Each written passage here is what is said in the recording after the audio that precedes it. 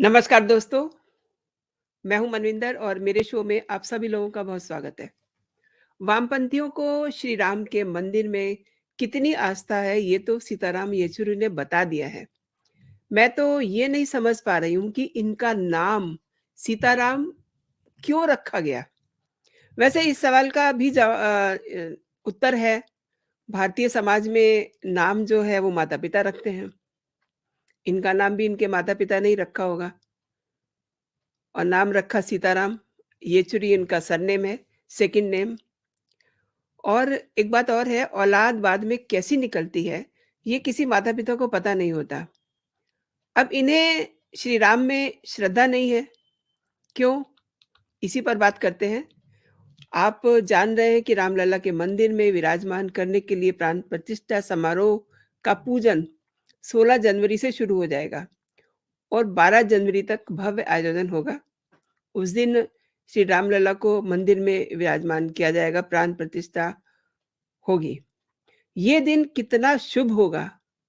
वर्षों बाद श्री राम अपने स्थान पे विराजेंगे और ये साझा करते हुए एक अनोखा-सा फ़ील हो रहा है। ये ऐसी खुशी है जिसे शब्दों में बयाँ करके ऐसा लगता है कि ये खुशी कहीं कम ना हो जाए, इसे पकड़े रखिए, ऐसा भाव आता है। और इस दिन तमाम बड़े संत, नेता, आचार्य सब वहाँ पहुँचेंगे और सीताराम येचुरी के साथ सीपीआई के नेता डी राजा को भी ये बुलावा भेजा गया था। लेकिन इन्होंने कह दिया कि ये नहीं आएँगे। खुशी की बात तो बहुत दूर की है, इन्हें पहुँचना ही नहीं है। वजह भी जान लीजिए।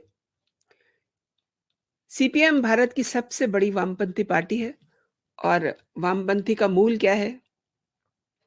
इन्हें सनातन से ऑब्जेक्शन है, सनातन पे इन्हें तकलीफ होती है, इनकी आस्था नहीं है। हिंदुत्व पे ये कुछ भी बोल दें, ये इनका अ, हमेशा का ही किस्सा रहता है और भारतीय सामाजिक व्यवस्था जो है, इसको इन्हें कोसना होता है। भारत में कई सारी वामपंथी पार्टियाँ हैं, उन्हीं में से एक पार्टी है सीपीएम, जिसके नेता हैं सीताराम येचुरी। अच्छा, जितने अन्य नेता हैं, उन सब लोगों को भी इनवाइट किया गया है अ, अयोध्या के विश्व प्रसिद्ध राम मंदिर में प्राण प्रतिष्ठा समारोह में शामिल होने के लिए और सीताराम येचुरी के साथ सीपीआई के नेता डी राजा को भी बुलाया गया था। लेकिन अब इंडी गठबंधन से जुड़ी हुई मजबूरी समझ लीजिए, चाहे कहिए कि इन्हें अपने वोट बैंक की ज़्यादा फ़िक्र है। दोनों ही नेताओं ने अयोध्या में भगवान राम के मंदिर में 22 जनवरी को पहुँचने से मना कर दिया है, बल्कि सीताराम येचुरी ने कह दिया है कि वो इस कार्यक्रम में आएँगे ही नहीं। अब इनकी आप हिस्ट्री भी समझ लीजिए। सीताराम येचुरी भारतीय कम्युनिस्ट पार्टी के नेता हैं और भारत की सबसे बड़ी वामपंथी पार्टी है। वामपंथ के मूल में ही जो हमारी व्यवस्था है, उसको कोसना रहा है। कभी भी कोई मौका पड़े तो ये उसको कोसने से पीछे नहीं हटेंगे। कभी 3 दशकों से भी ज़्यादा समय तक पश्चिम बंगाल में सत्ता में रही सीपीएम अब उसी कांग्रेस की पिछलग्गू बन गई है जो इंडी गठबंधन की अगुवाई कर रही है। यही नहीं, सीपीएम के को सत्ता से हटाने वाली टीएमसी भी उसी गठबंधन का हिस्सा है, इंडी गठबंधन। बहरहाल, राष्ट्रीय पहचान के प्रतीक राम मंदिर के उद्घाटन समारोह में ना जाना वामपंथियों की नीति जैसा ही हुआ ना। सीताराम येचुरी के दफ्तर की तरफ से ये साफ कहा गया है कि वो रामलला की प्राण प्रतिष्ठा समारोह में नहीं जाएंगे।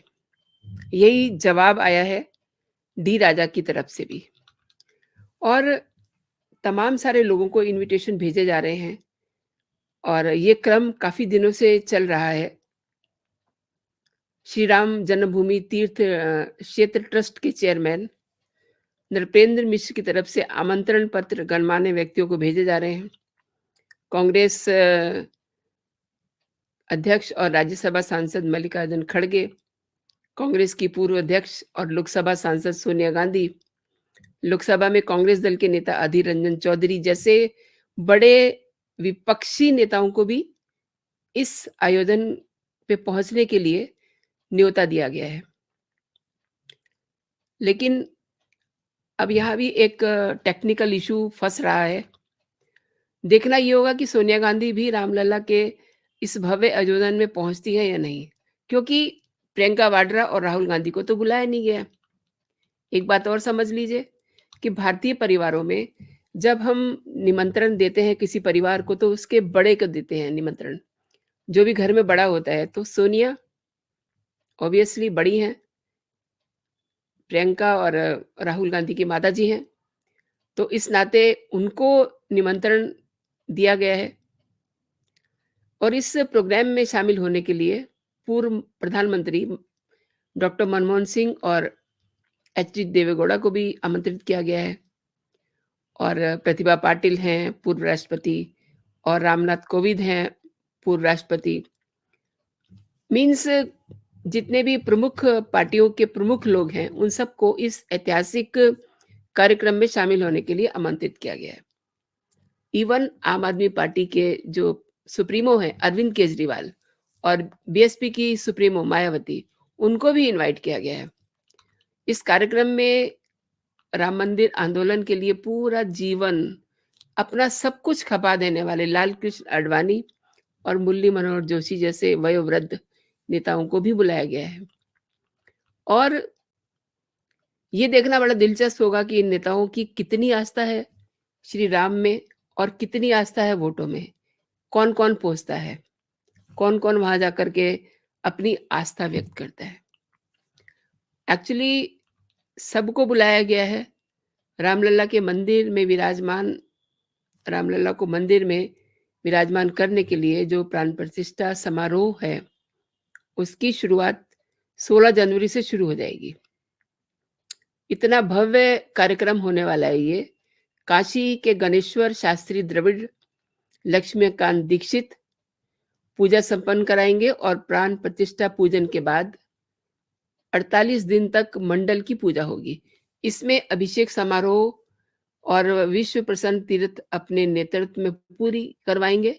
सभी समुदायों से करीब करीब 4000 संत इस प्रोग्राम में आने वाले हैं।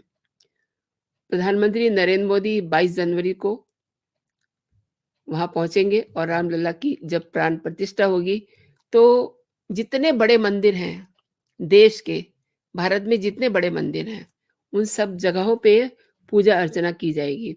और ये पहले से ही बता दिया गया है कि बहुत बार लोग मंदिर में नहीं पहुंच पाएंगे, लेकिन वो अयोध्या न जाकर के जो आम लोग हैं वो अपने घरों में भी पूजा अर्चना कर सकते हैं और ये पल इसको अपने घर में भी वो एंजॉय कर सकते हैं पूजा के जरिए। वैसे तो देखिए पूरा प्रोग्राम लाइव होने वाला है, तो हर घर में सबको ये फील होने वाला है कि हम वहीं पर मौजूद हैं। लेकिन एक जो पूजा अर्चना की बात है, सब लोग अपने घरों में भी कर सकते हैं, जो अपने नज़दीक के मंदिर हैं, उनमें जाकर के पूजा अर्चना कर सकते हैं, क्योंकि उस दिन अयोध्या में बहुत बड़ी भीड़ होने वाली है। रामलला के भक्तों के लिए पूरी तैयारियां कर ली हैं। खास तौर पे टीम का नया नगर तीर्थ क्षेत्रपुरम बाग जैसी बनाया गया है और इसमें पानी पानी क्या मतलब लंगर क्या खाना क्या सब चीजों का पूरा बंदोबस्त है। इवन वहां पर देश भर के 150 डॉक्टर भी रहेंगे। एक छोटा सा हॉस्पिटल बनाया गया है वहाँ 10 बेडेड। इसमें 24 आवर ड्यूटी रहेगी, बारी-बारी सभी डॉक्टर्स की, सब अपनी सेवाएँ देंगे और कोने-कोने से खाने-पीने का सारा प्रबंध होगा ताकि राम की नगरी में आने वाले जो श्रद्धालु हैं ना, उनको ये लगे कि वो राम राज्य में आए हुए हैं, उन्हें किसी चीज़ की कोई दिक्कत नहीं है। अब सारी व्यवस्थाएँ वहाँ हैं। एयरपोर्ट पूरी तरह से बन के तैयार हो गया है, ट्रायल भी हो चुके हैं। अब जिन्हें परहेज़ है,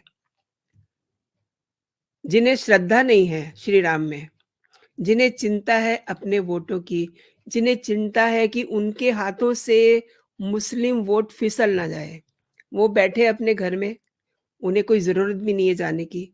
बाकी सब लोग अपने घरों में पूजा भी करेंगे, सेलिब्रेट भी करेंगे और जिन लोगों को इन्विटेशन मिला हुआ है, वो सब लोग वहाँ पहुँचेंगे। तो वामपंथी तो हमेशा से ही जो हमारा एक ताना-बाना है सामाजिक, उसको वो पसंद नहीं करते हैं। उनकी श्रद्धा नहीं है श्री राम में, उनकी श्रद्धा नहीं है अ, पूजा-अर्चना में। उनको चाहिए वोट और वोट भी उनको चाहिए मुस्लिमों के। तो अपनी तुष्टीकरण की नीति जो है, वो अपनी जेब में रखें। रामलला तो बहुत अच्छे तरीके से विराजमान हो जाएँगे। उनको श्रद्धा की ज़रूरत होती है और अगर श्रद्धा ही नहीं है, तो सीताराम येचुरी जैसे लोगों को वहाँ पहुँचने की ज़रूरत भी नहीं है।